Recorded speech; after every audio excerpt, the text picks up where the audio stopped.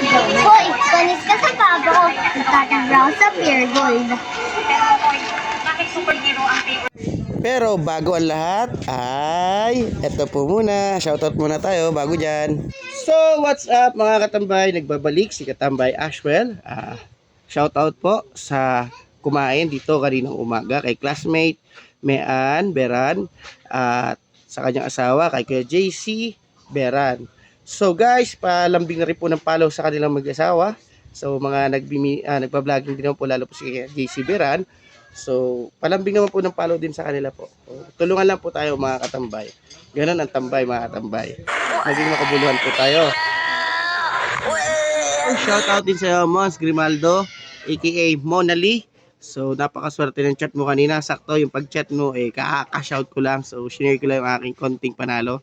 Then, sana mag-enjoy ka ngayon sa birthday mo. Sana nakatulong yan kahit konti.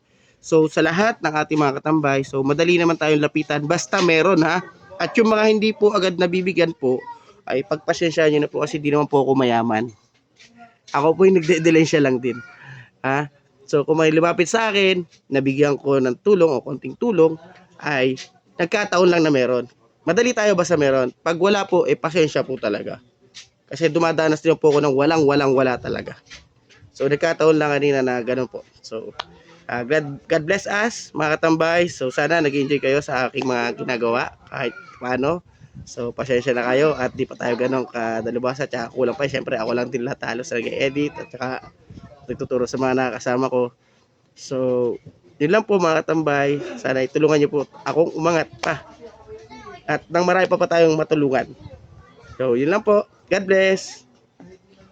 At nagbabalik. At ito na po yung ating munting dula para sa inyo.